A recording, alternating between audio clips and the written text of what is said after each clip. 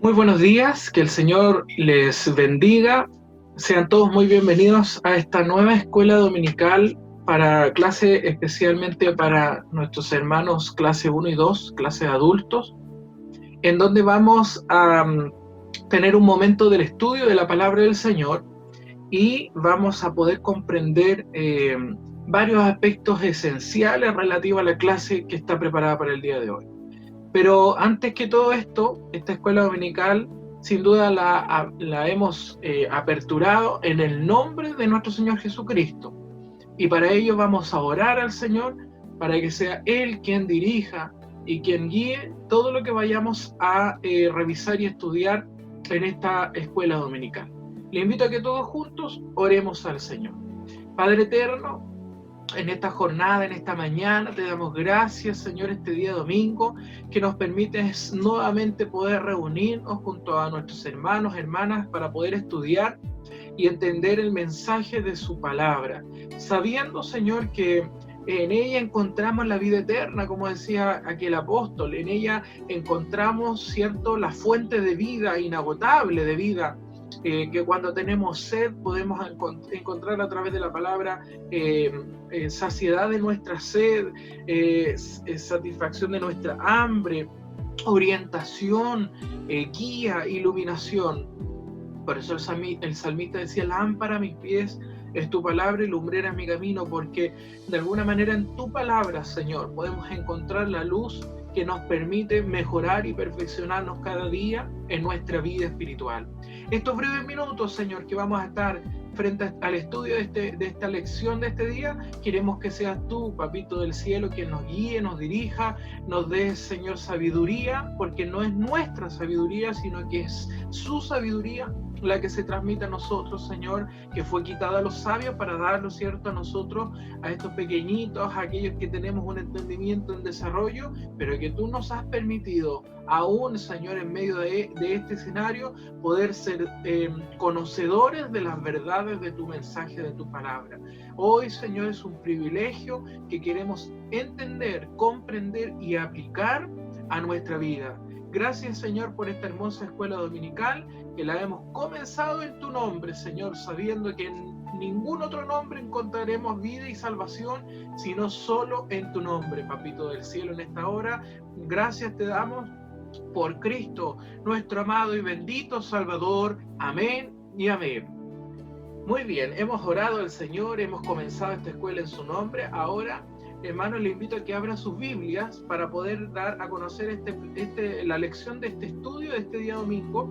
El estudio es el número 36. El título lleva por título La crucifixión de Jesús. Ese es el título de este estudio. Y le invito a que busque la lectura bíblica en esta mañana en el Evangelio según San Juan, capítulo 19, versículos 17 al 27. Evangelio según San Juan, capítulo 19, versículo 17 al 27, ¿ya? Y el texto base está ahí mismo en el Evangelio según San Juan, capítulo 19, versículos 17 y 18. Muy bien, vamos a darle lectura entonces. Repito, Evangelio según San Juan, capítulo 19, versículos 17 hasta el 27, y le daremos lectura en el nombre de nuestro Señor Jesucristo. Dice así la palabra del Señor. En el nombre de nuestro Señor, dice: y él, cargando su cruz, salió al lugar llamado de la calavera, y en hebreo Gólgota. Y allí le crucificaron, y con él a otros dos, uno a cada lado y Jesús en medio. Escribió también Pilato un título que puso sobre la cruz, el cual decía: Jesús Nazareno, Rey de los Judíos. Y muchos de los judíos leyeron este título porque el lugar donde Jesús fue crucificado estaba cerca de la ciudad, y el título estaba escrito en hebreo, en griego y en latín. Dijeron a Pilato los principales sacerdotes de los judíos: no escribas Rey de los Judíos, sino que él dijo: soy Rey de los Judíos. Respondió Pilato: lo he escrito, he escrito. Lo que he escrito, he escrito. Y el 23 dice: cuando los soldados hubieron crucificado a Jesús, tomaron sus vestidos e hicieron 4 partes, una para cada soldado. Tomaron también su túnica, la cual era sin costura, de un solo tejido de arriba abajo. Al 24 dice: entonces dijeron entre sí: no la partamos, sino echemos suerte sobre ella a ver de quién será. Esto fue para que se cumpliese la escritura que dice: repartieron entre sí mis vestidos, y sobre mi ropa echaron suertes, y así lo hicieron los soldados. El 25 dice: estaban junto a la cruz de Jesús su madre y la hermana de su madre, María, mujer de Cleofas, y María Magdalena. Y el 26 dice: cuando vio Jesús a su madre y al discípulo a quien él amaba, que estaba presente, dijo a su madre: mujer, he aquí tu hijo. Y finalmente el 27 dice: después dijo al discípulo: he aquí tu madre. Y desde aquella hora el discípulo la recibió en su casa. Esa es la lectura del texto de la palabra de este día. Y el texto está en Juan, capítulo 19, versículos 17 al 18. Y 18, perdón. Dice así: en el nombre del Señor. Leemos todos juntos. Y él, cargando su cruz, salió al lugar llamado de la calavera, y en hebreo Gólgota. Y allí le crucificaron, y con él a otros 2, uno a cada lado, y Jesús en medio. Amén, mis hermanos, que el Señor nos bendiga y nos dé la orientación necesaria para poder entender lo que nos quiere enseñar en esta mañana a través de esta lección que lleva por título La crucifixión de Jesús. ¿Ya? Ese es el estudio 36 que estamos revisando en esta mañana. ¿Cuál es la verdad central, hermanos, que vamos a comprender en esta jornada? La verdad central es: la crucifixión de Jesús es el evento que culmina la historia de la salvación del hombre. Esa es la cruz del Calvario que Dios mostró su amor entregado a su Hijo. Ahí es donde se materializa, hermano, la historia de nuestra salvación. Con la crucifixión de Jesús, como en algún minuto se dice, se consuma esta salvación del hombre y se cumple el plan, el propósito por el cual Cristo, ¿cierto?, había venido a la tierra. Por lo tanto, esa es la verdad central que hoy día vamos a poder estudiar, a revisar. ¿Cuáles son las metas de enseñanza y aprendizaje? Las metas de enseñanza y aprendizaje, primero, es que el alumno demuestre conocimiento de la crucifixión como el evento por medio del cual se logra la salvación. No hubiésemos jamás obtenido acceso a la salvación de nuestra vida si no hubiese acontecido la crucifixión de Cristo. A veces los eventos más dolorosos que nos toca padecer y vivir son la antesala de la poderosa bendición y maravillosa gracia y regalo que Dios tiene para nuestra vida. A veces no lo entendemos, pero el Señor permite que en eventos muy dolorosos, como en este caso la muerte de su propio Hijo Jesucristo, se transforme también en la bendición que ha trascendido décadas, años, ¿cierto? Centenares de años, milenios, en donde nos hemos dado cuenta que si no hubiese habido crucifixión, per se no hubiese habido salvación a la vida de la humanidad, con acceso libre, ¿cierto?, universal para todos aquellos que reconozcan en su vida a Jesucristo como su Señor y Salvador. Por lo tanto, es por medio de la crucifixión en que se logra la salvación del hombre. Eso es el primer objetivo de entenderlo, el cómo y el porqué de esta meta. La segunda meta u objetivo de la enseñanza en esta mañana es que el alumno demuestre una actitud de valorizar lo que significa la crucifixión de Cristo para su vida y para mi vida. Es decir, necesitamos no solamente entender que por medio de la crucifixión tenemos salvación, sino que además debemos tener una actitud de valorizarlo. Es decir, de una vez que lo entendemos, darnos cuenta que no hubiese podido ser otra alternativa y debemos darle el valor real que merece la crucifixión de nuestro Señor Jesucristo. Fondo histórico. Para poder avanzar con el fondo histórico, primero debemos entender algunas cosas. Hablemos primero qué es el pretorio. Pretorio, anótenlo por ahí. El pretorio. ¿Qué es el pretorio? Ya, para poder entender algunos temas históricos atingentes, ¿cierto?, a la época en que se produce la crucifixión de Cristo. El pretorio era un lugar, un sitio en donde vivía el comandante del ejército romano. Ya, ahí vivía el comandante del ejército. La tienda central de un campamento militar. ¿Ya? Y en general se aplica a un cuartel donde estaba el ejército. ¿Ya? Era toda una zona, un sitio en donde estaba el cuartel del ejército y correspondía, ¿cierto?, a aquella vivienda en donde estaba el comandante, ¿cierto?, el comandante, el general de ese ejército. En varias oportunidades se aplica a una residencia del gobernador de la provincia. Ya siempre es como que alberga este lugar del pretorio a una figura importante de autoridad, de poder, de implementación de gobierno, de poder, o simplemente el lugar de residencia de la autoridad romana en las tierras conquistadas. Cuando salían, ¿cierto?, de Roma a conquistar otras tierras, otras zonas, otros lugares, se establecían tiendas militares, es decir, varias aposentos militares, y ahí donde se alojaba o residía la autoridad romana, ¿cierto?, también se le decía el pretorio. Y también se usa este término para aplicarlo a una especie de tarima desde donde la autoridad romana coloca una especie de silla para cumplir algún acto público. Ya estas tarimas en alto, en donde se pone una silla y hay un acto público que la autoridad romana va a cumplir, ¿cierto? Ya sea de asambleaje, de masa.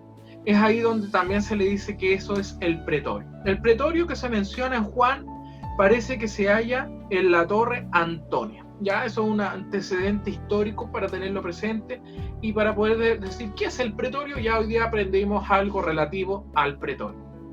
Veamos ahora las leyes judías y sus limitaciones, ya que es importante tener en cuenta cuáles eran las leyes judías y cuáles eran las limitaciones de estas leyes. La negativa de ajusticiar a Jesús, ¿ya? Lo podemos ver en el versículo 31 del capítulo 18. ¿Qué dice el versículo 31 del capítulo 18, de ahí mismo de Juan? Dice lo siguiente, presten mucha atención si es que lo han encontrado, si no, para leerlo. Entonces les dijo Pilato: tomadle vosotros y juzgadle según vuestra ley. Y los judíos le dijeron: a nosotros no nos está permitido dar muerte a nadie.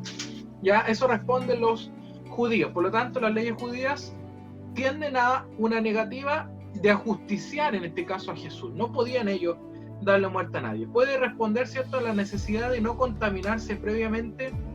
Estábamos ya previo a la fiesta de Pascua, ¿cierto? Entonces trataban de no contaminarse para poder estar dignos de poder comer, ¿cierto?, y compartir aquella fiesta, siendo que ellos no buscaban un juicio justo, sino que ya habían determinado que Jesús debía morir. Esa era una determinación, ya no había justicia acá.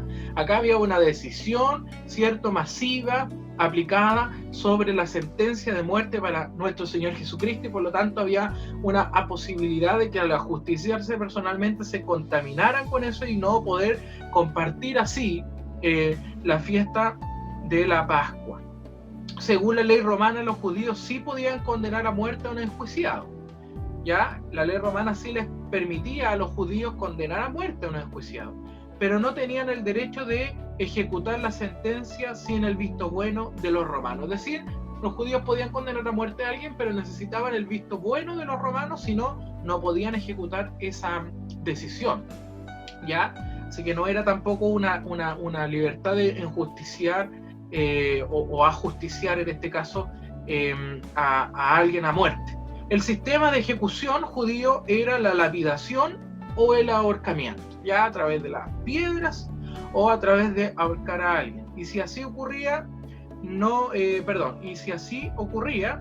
se hubiese cumplido lo hecho por Jesús en el versículo 14 del capítulo 3 y el versículo 32 del capítulo 12. Leámoslo, ¿ya? Para ver si ese sistema no se hubiera ocurrido de esa forma, no se cumple lo que dice Jesús. Veamos qué dice el 3:14. Vamos juntos. Juan, capítulo 3, versículo 14. Si lo ha encontrado, le damos lectura en conjunto, si no, veamos qué dice. Dice: y como Moisés levantó la serpiente en el desierto, así es necesario que el Hijo del Hombre sea levantado.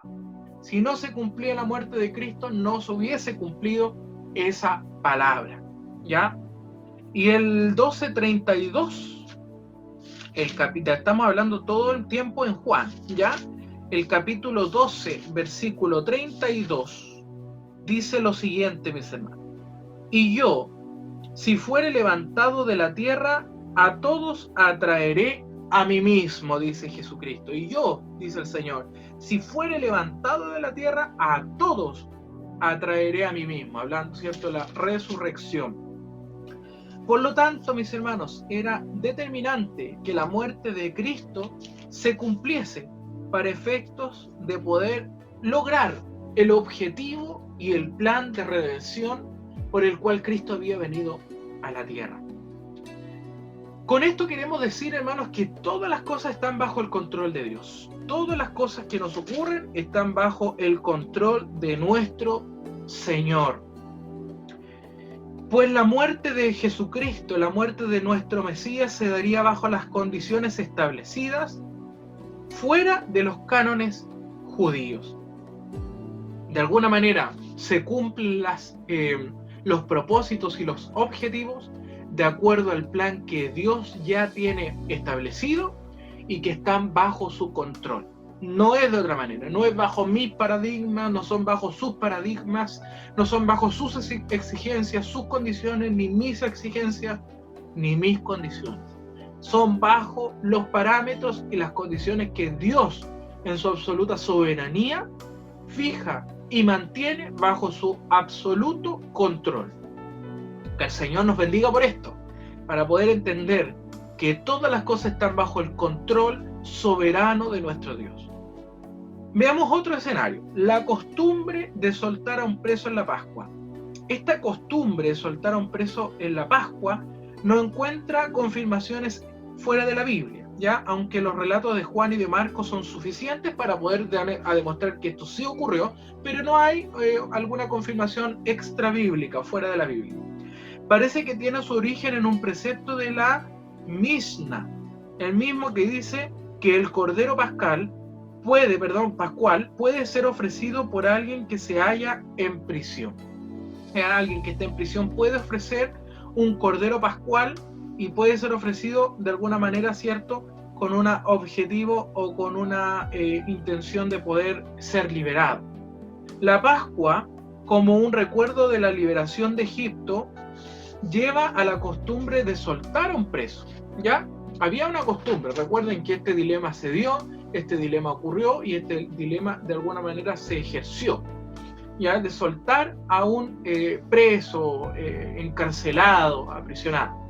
Por otro lado, era costumbre también entre el pueblo romano que durante sus fiestas se liberen a presos como símbolo de benevolencia, ¿ya? Era una fiesta especial, una fiesta que tenía una connotación religiosa importante y por lo tanto pudiese tener un símbolo o simbolizar el soltar, ¿cierto?, el liberar, exonerar a un preso, la posibilidad de mostrar benevolencia humana a propósito de esta fiesta. Otro tema que debemos considerar es la crucifixión como método de ejecución. Ya hoy día conocemos distintas penas a través principalmente del presidio, ¿cierto?, del encarcelamiento, en distintos grados. Ya se van cumpliendo de acuerdo a la gravedad y a la tipología del delito, en que se va cumpliendo una pena, ¿cierto?, de determinados días, ¿cierto?, hasta determinados años, incluso hasta la sentencia máxima que considera nuestro ordenamiento jurídico penal, que es el presidio perpetuo en su grado máximo, ¿ya? Penas de muerte obviamente están abolidas en nuestro país, no están contempladas, pero cada nación, ¿cierto?, cada Estado de Derecho, o en este caso cada nación soberana, tiene sus normas y tiene contemplado su sistema penal o su sistema jurídico penal. La crucifixión en este tiempo era un método de ejecución de las penas establecidas para una persona. En este caso era una pena de muerte, ya a través de esta metodología que era la crucifixión. Este método de ejecución fue inventado posiblemente por los persas o los fenicios. Desde ahí viene el origen de esta metodología de ejecución, como una modificación del empalamiento. La palabra cruz o estauro significa estaca o viga vertical. Ya es una estaca o viga vertical. Eso significa la palabra cruz. Hay varios tipos de cruces. Está la cruz simple, que es un poste, ya un poste vertical, un poste puesto, ¿cierto?, en una zona en ascensión hacia arriba, un poste. Está la cruz comisa en forma de T, ya tenemos la cruz comisa que tiene una forma de T. Perdón, ahí me cuesta coordinar, digamos, la perspectiva de la grabación.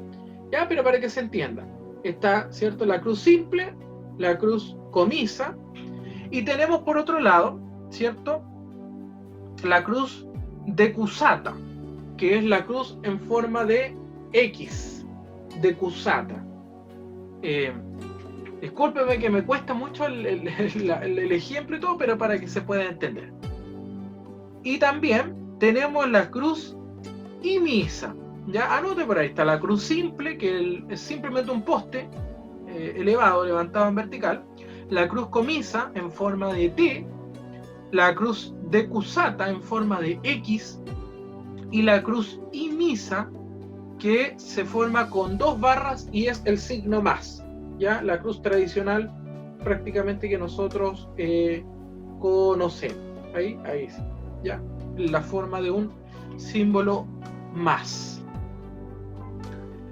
Los romanos fueron quienes le perfeccionaron además, ¿cierto?, de que legislaron los usos de la crucifixión. Los romanos perfeccionan esta metodología.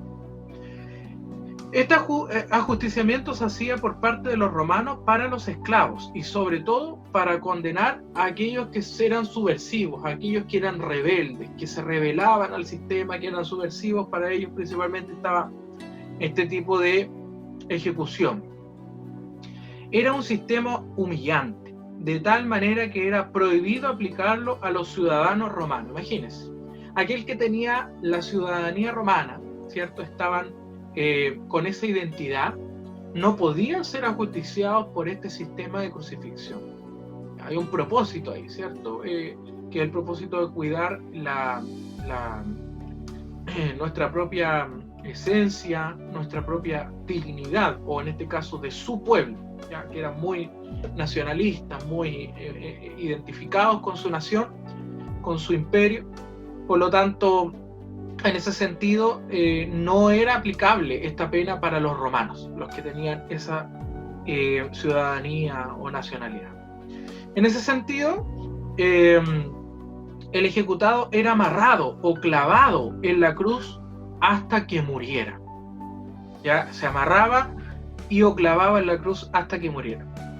Previamente era muy azotado, luego obligado a llevar el patibulum, que era la viga transversal de la cruz imisa. Cuando era la cruz en más, esa viga que se pone cruzada al palo vertical, cruzada, ¿cierto?, era el patibulum, que era obligado, después de ser muy azotada a una persona, a llevarlo todo ese camino, ¿cierto?, hasta llegar a la zona de la crucifixión. El cuerpo quedaba suspendido en la cruz apenas elevado unos centímetros del suelo, solo unos poquitos centímetros del suelo. Generalmente se le hacía sentar a horcajadas sobre un soporte que resistía la mayoría del peso del condenado, o según últimos descubrimientos se sentaba sobre una madera como especie de silla. ¿Ya? Se le trataba de asentar para poder resistir un poco el peso, a veces como un acto de misericordia. Fracturaban las piernas de los condenados para que pudieran morir más rápidamente, pues muchas veces pasaban varios días antes de que la persona muriera. No solo, hermanos, era un mecanismo de muerte, de ejecución, sino que también era un mecanismo de mucha tortura.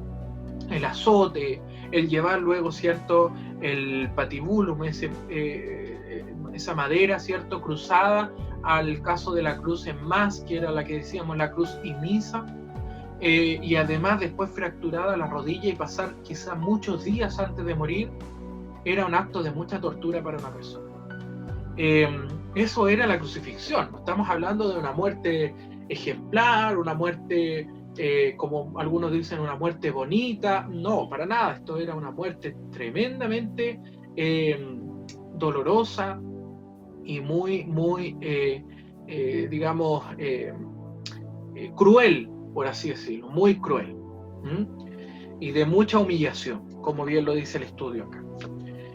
Vamos a ver el énfasis, ¿ya? Para avanzar, el énfasis. El rey de los judíos, ya lo veíamos en el 19, 17 al 22. Pilato no podía crucificar a nadie si no había una buena razón desde el punto de vista romano. Tenía que haber un buen argumento para crucificar a alguien. Pilato lo sabía muy bien, no podía ser de otra manera. La razón más común durante algunos años en Palestina era la subversión, que hablábamos de la revelación, del rebelarse, el de ser desobediente, desacatar las normas. Eso era ser subversivo, ser rebelde. Debido a esto, Pilato decide cubrir cualquier falla en el proceso de colocar letrero y por lo tanto pone Jesús de Nazaret, rey de los judíos. Eso es lo que pone Pilato en el letrero. Esta sentencia además ayuda a los romanos a seguir imponiendo fuerza y amedrentando a los posibles judíos rebeldes. Aquellos que se levantaban como judíos rebeldes imponían una fuerza, imponían como una, ¿cómo decirlo?, el castigo ejemplar para que eviten o se desincentiven de la rebeldía. Por otro lado, este título, no dado a nadie después de la muerte de Herodes el Grande, era una afirmación de una verdad a medias. Jesús sí era rey, ¿ya? Pero es rey de un reino nada parecido al de Herodes y basado en valores distintos, que no son los de violencia y oportunismo. Para los judíos el título rey se hallaba muy relacionado con el título de Mesías. Jesús sí era rey, pero no tenía un rey con una ambición de poder, con una ambición de dinero o con una ambición, ¿cierto?, de tener algún tipo de soberanía irracional, sino que tenía valores distintos. Era un rey más relacionado, como dice este énfasis, a la calidad de Mesías, ¿cierto?, de aquel prometido de Dios para cumplir el plan de redención y de reconexión entre la humanidad y nuestro Dios. Para que se cumpliera la escritura, nada de lo que le pasaba a Jesús era invento, no era nada casualidad. Todo estaba planificado y controlado por nuestro Dios. Nada se debía a una iniciativa, ¿cierto?, o se daba por iniciativa de quienes lo crucificaron. Todo lo que estaba pasando en la cruz estaba bajo el control, ya lo decíamos, bajo el control de Dios y bajo sus planes, bajo sus estatutos, sus establecimientos, sus indicaciones, sus instrucciones. Todo estaba bajo el control de Dios. Por esto Juan es enfático una vez más, ¿cierto? Es decir, lo que pasa allí era para que se cumplan las escrituras. Si no hubiese ocurrido eso, no se hubiese cumplido lo que ya venía anunciado en las escrituras, no solo de esta época, sino, ¿cierto?, a nivel mucho más anterior. Estaba ya diseñado y prediseñado estos eventos que iban a acontecer a nuestro Señor Jesucristo. Se debe recalcar que el cuadro que presenta Juan acerca de la muerte de Jesús es todo lo que ha ocurrido y ha acontecido está bajo el control de nuestro Dios. Un ejemplo se puede ver en que según este evangelio Jesús no se queda callado las veces que se presenta ante el sumo sacerdote o ante Pilato. Jesús siempre lleva el control de la situación, pues al igual que las escrituras es Él el que dice qué es lo que va a pasar.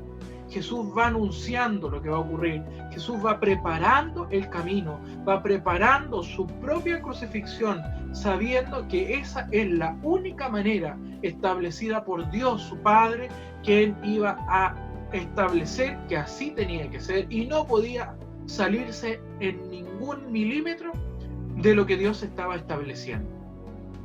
Finalmente, el último énfasis está en las tres Marías. Hasta la cruz solamente se han acercado Pedro, pero ¿qué falló? El momento preciso, ¿cierto?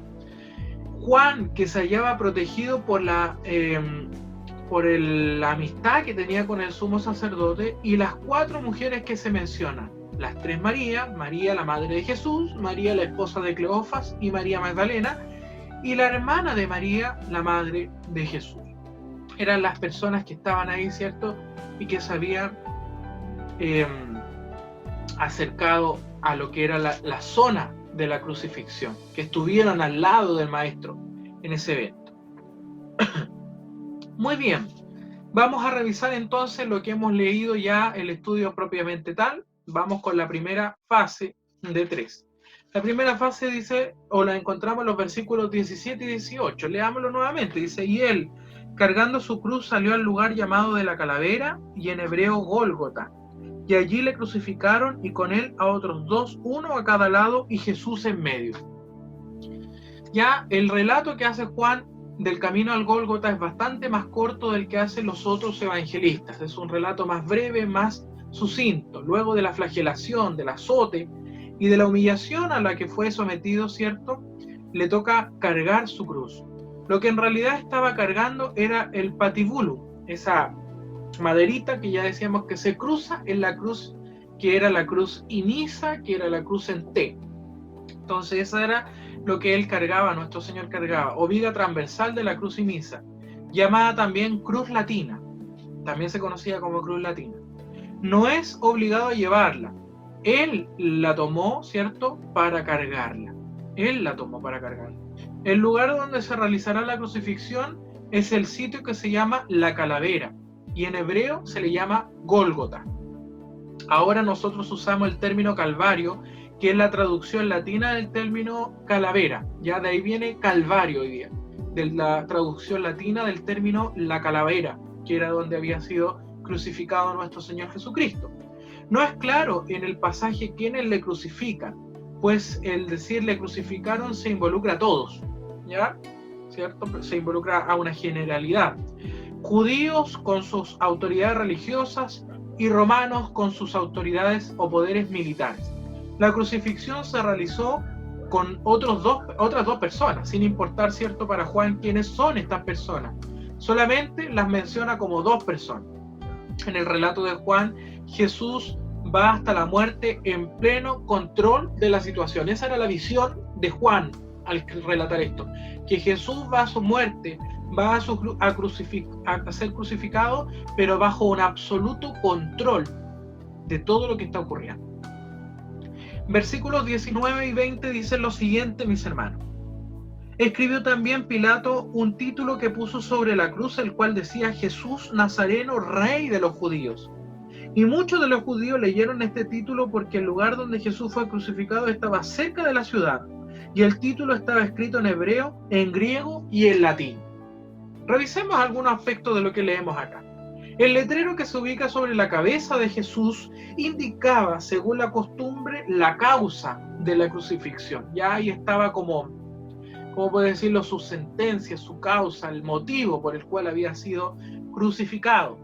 Es interesante notar que la mención que hace Juan sobre la ubicación del Gólgota lo hace más para hacer sobresalir que estaba cerca de la ciudad, es decir, que desea mantener la responsabilidad del centro religioso en la muerte de Jesús, ¿ya?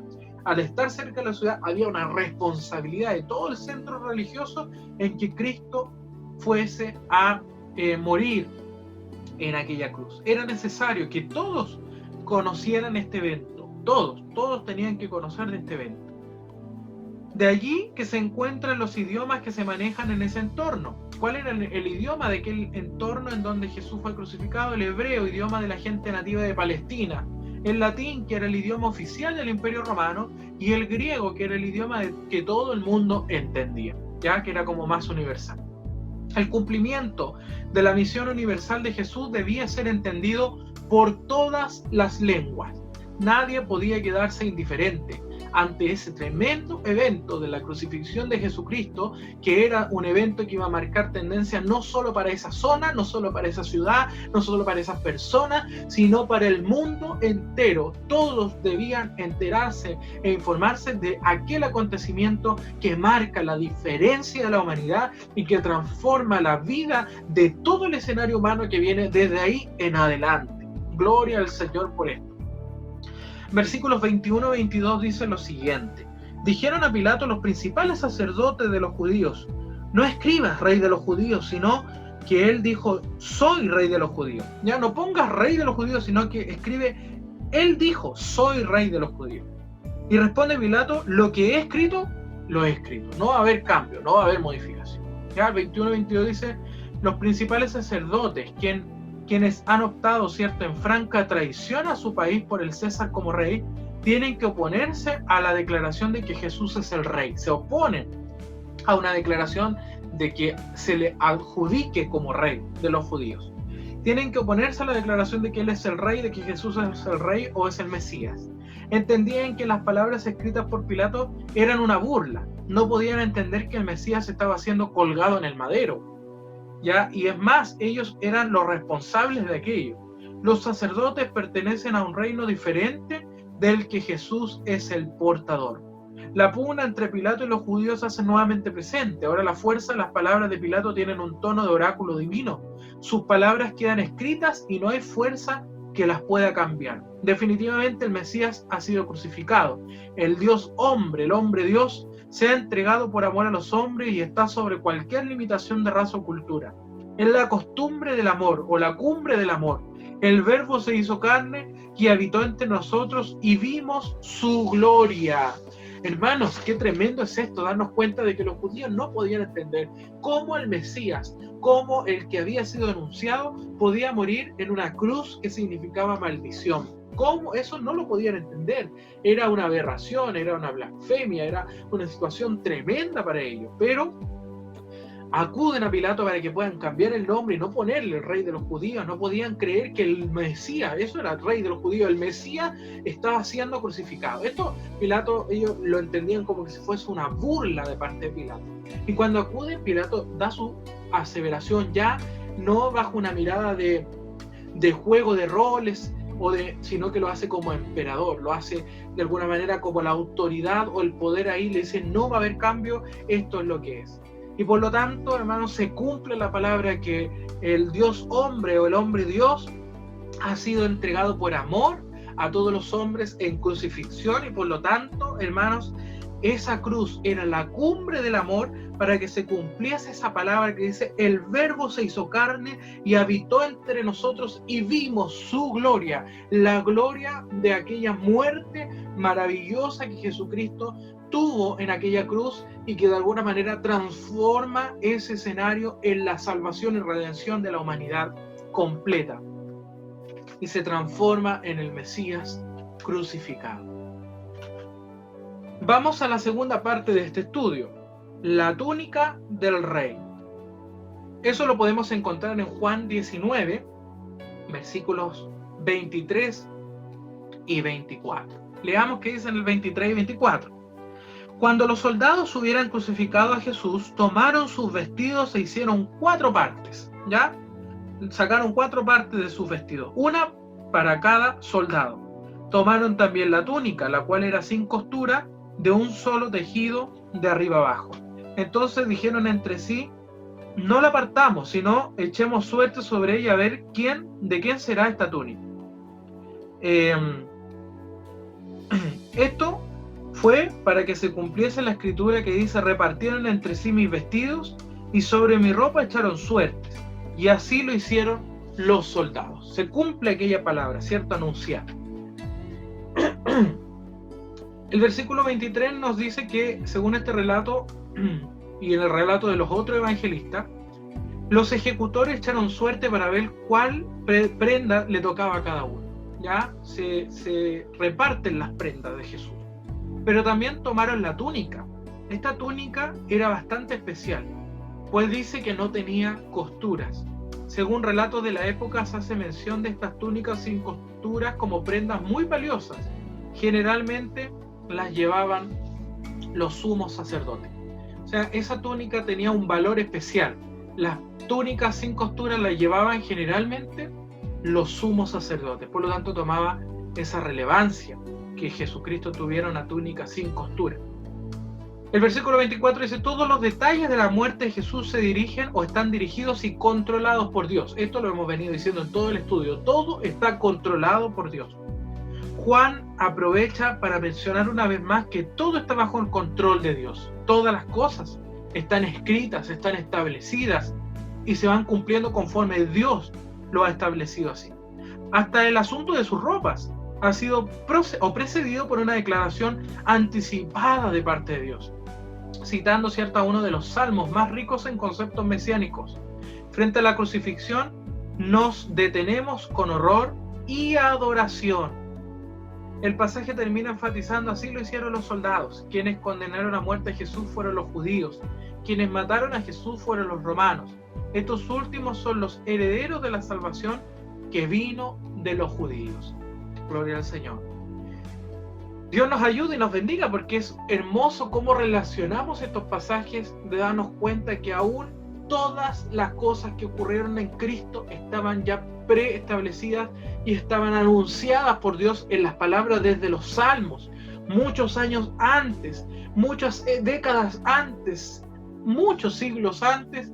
Ya Dios tenía establecida la manera en que se iba a cumplir este evento que no pasó desapercibido para la humanidad, que hasta el día de hoy lo recordamos como un evento tremendo, terrible, pero a la vez también como un evento en donde nos genera la adoración a nuestro Dios por habernos dado el acceso a la salvación y a la reconciliación a través de Jesucristo entre la humanidad y nuestro Dios.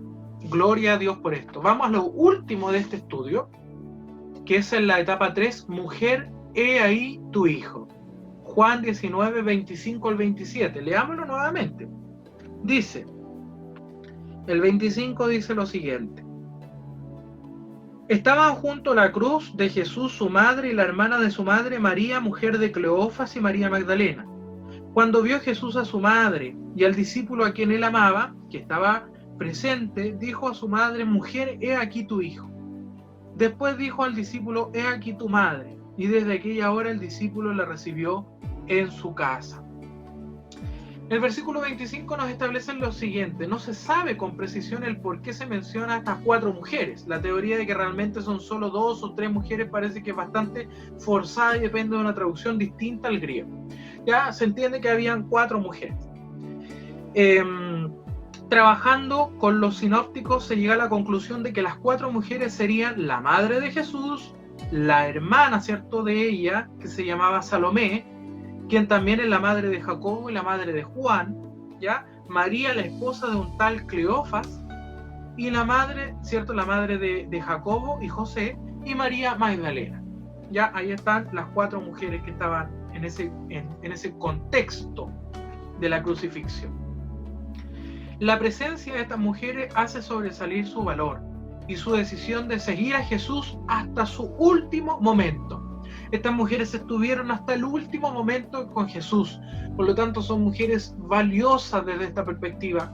No dejaron al maestro, muchos se escondieron, muchos tuvieron temor, pero estas mujeres estuvieron ahí, estuvieron con el maestro. Las mujeres fueron más fieles incluso que los mismos discípulos, quienes no estaban listos para enfrentar los peligros y los riesgos del seguimiento fiel. La fidelidad, hermano, la fidelidad, en este caso representada a través de estas mujeres de Dios, que sin duda estuvieron hasta el último momento con nuestro Señor Jesucristo. Representan la fidelidad de estar con el Maestro, aún más que los discípulos, aún más que aquellos que estuvieron al lado de Jesús y que no estaban preparados para enfrentar ese escenario. De alguna manera, hermanos, hoy el Señor nos pide, seamos mujeres, seamos hombres, que mantengamos la fidelidad de estas mujeres, que mantengamos la fidelidad de seguir a Jesucristo aún hasta en los tiempos difíciles en donde nuestra vida se pueda ver afectada o amedrentada. Pero seguir a Cristo nos hace tomar un valor que estas mujeres reflejan y representan en la palabra de Dios. Que el Señor bendiga a estas mujeres de Dios. Versículos 26 y 27, descrito en estos versículos se halla la llamada tercera palabra de Jesús en la cruz, la llamada tercera palabra. Esta palabra es original del cuarto evangelio. Se encuentra citada para enfatizar el cuidado de Jesús por su madre. En medio del dolor y rumbo a cumplir su tarea de salvación o su tarea salvífica, Él se da un tiempo para preocuparse por su madre. Su papel redentor no le exime de su responsabilidad humana de hijo. Jesús tenía muy claro los roles, Jesús tenía muy claro su rol, de redentor de la humanidad, pero también tenía un rol humano de hijo y estaba preocupado por su madre. Él no solo debe dejar en orden el asunto de su misión redentora, sino que también es necesario que deje en orden la situación del cuidado para su madre. A ella se dirige con todo el respeto, como lo ha hecho antes. Mujer, le dice. Además, esta palabra implica un distanciamiento necesario, pues hay una nueva relación con Jesús el Señor. Se inicia un nuevo tipo de relación. Juan es encomendado a María, pese a que allí estaba su madre, que era Salomé, pero se le encomienda a Juan a María, y María es encomendada a Juan, pese a que ella también tenía otros hijos, que en esta altura se mantenían en una especie de incredulidad, era de aquellos que habían estado incrédulos a lo que estaba ocurriendo. Junto a la cruz hay relaciones más importantes y más de fondo que las relaciones sanguíneas. Se transforman relaciones, se convierten en relaciones, aún aquellas relaciones sanguíneas que unían a María, madre de Jesús, con sus otros hijos que estaban incrédulos, o que unían a Juan con su madre Salomé, que estaba ahí presente, pero de alguna forma se une esta relación entre María, madre de Jesús, que no era madre de Juan, y Juan, que no era hijo de esta María, pero se encomiendan unos a otros por la instrucción de Jesús, que al llamar la mujer ya toma ese distanciamiento necesario porque viene una nueva relación. Se cierra la relación madre-hijo con Jesús y se transforma la nueva relación en su base redentora. ¿Ya? Desde aquella hora, la muerte de Jesús, que había hecho mención a la misma María en la boda de Caná, ha llegado. Por esto el discípulo la recibe en su casa. Desde ese momento las cosas cambian y una nueva comunidad había comenzado. Ya la recibe ahora en su casa. Juan, me imagino con Salomé, su madre, también reciben a María, madre de Jesús, en su casa. Y no queda desamparada María, madre de Jesús, sino que ya se comienza una nueva comunidad, una nueva relación de fraternidad. ¿Cuáles son las aplicaciones, hermanos, de este estudio que ya hemos llegado a su fin? Primero, en busca de justicia. Como creyentes debemos actuar dentro de la justicia y no hacer juicios a priori, o lo que algunos dicen prejuicios, como lo hicieron los judíos y romanos, quienes ya tenían la sentencia desde el juicio. La justicia debe ser impartida pese a que ello nos traiga consecuencias difíciles, para no caer en la misma actitud de Pilato, quien no se hizo responsable. Siempre, hermano, debemos actuar con justicia, con equidad. Debemos tomar decisiones, aunque eso, que es justo, nos traiga duras consecuencias a nosotros, pero actuamos con justicia. Y el Señor recompensa obrar con justicia, con prudencia, con equidad, con equilibrio, en la palabra de Dios. Ahí encontramos los estándares de la justicia. Preocupación por lo suyo. Una responsabilidad de todo creyente es cuidar a su familia. No se puede, bajo el pretexto de asistir al templo o cumplir algunas responsabilidades, descuidar a las personas que Dios nos ha entregado en la familia. Sigamos el ejemplo de Jesús y pongamos el cuidado que se merecen todo nuestro entorno familiar. Hermanos, si bien hoy día tenemos una tarea, usted y yo cumplimos un rol en distintos ámbitos. En el ámbito administrativo, tal vez del funcionamiento eclesiástico, en el ámbito de las relaciones laborales, en el ámbito de las relaciones sociales, a lo mejor en nuestros propios emprendimientos, los ámbitos financieros. En distintos ámbitos cumplimos un rol, pero hay un rol que es relevante y que Jesús lo manifiesta antes de morir, que es el rol de la familia, el rol del cuidado familiar, el rol de estar preocupado por nuestro entorno, por nuestros padres, nuestros hijos, nuestros cónyuges, esposo, esposa, Hermanos, nuestras familias son el entorno que el Señor nos ha prestado y que debemos cuidar, porque una cuenta debemos rendir por ello. Y si Jesús, siendo el Redentor, el sumo sacerdote, siendo el Mesías, se preocupó de este detalle, cuánto más nosotros debemos mantener y persistir en este cuidado. Que el Señor nos ayude y nos bendiga para cumplir el rol en nuestra labor de hijos, en nuestra labor de padres, en nuestra labor de esposas, esposos, madres, hijas, en nuestra labor de hermanos, hermanas. Debemos entender que ese es un ministerio el cual nos ha sido asignado y que debemos cumplir con responsabilidad. Y que el Señor nos demanda que así sea. Que el Señor nos bendiga. ¿Cuál es la conclusión de este estudio? El ejemplo que nos ha dejado las 4 mujeres mencionadas en el relato nos desafía a seguir a Jesús, pero a seguirle pese a los problemas. Este seguimiento implica no pocas veces dolor, pero también implica una nueva posibilidad de satisfacción. Seguirle al costo que eso signifique. Ese ejemplo nos deja a estas mujeres que fueron fieles hasta el final del Maestro. Otros arrancaron, otros huyeron, otros estaban incrédulos, otros no estaban preparados. Pero estas mujeres sí estaban preparadas.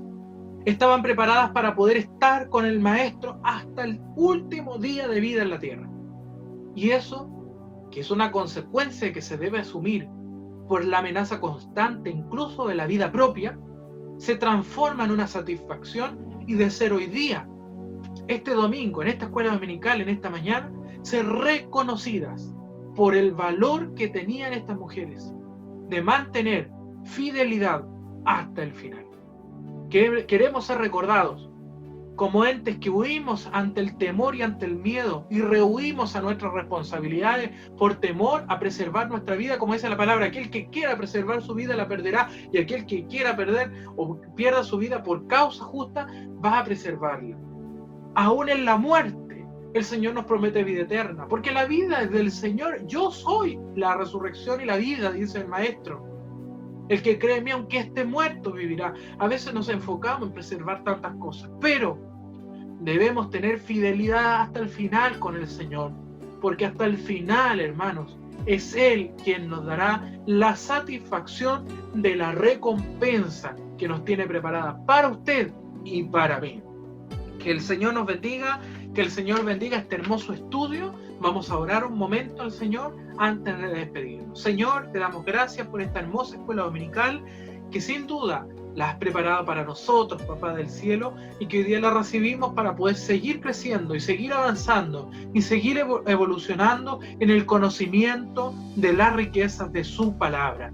En esta mañana, bendice nuestro día domingo, bendice nuestra vida, bendice a cada uno de los que han podido oír, cada hogar, su familia, sus vidas, sean bendecidas por la palabra, sean bendecidas por tu poder, tu presencia, sean bendecidos sus hogares en la necesidad, de la angustia, en la enfermedad. Sabemos que socorro tenemos. ¿A quién iremos? Dice: oh, alzaré mis ojos a los montes. ¿De dónde vendrá mi socorro? Mi socorro viene de Jehová, quien hizo los cielos y la tierra. Nuestro Dios, que nos da poder, que nos da autoridad, aún no siendo merecedores, pero la gracia que tú nos has dado nos ha puesto en el lugar de honra. Bendice, Señor, a mis hermanos y hermanas en esta mañana que han permanecido en este estudio y que han llegado hasta el final con un nuevo conocimiento y una nueva aplicación de vida que creo será como una puerta abierta de bendiciones para cada uno de nosotros. Gracias, Señor, en el nombre de Cristo, nuestro amado y bendito Salvador. Amén y amén.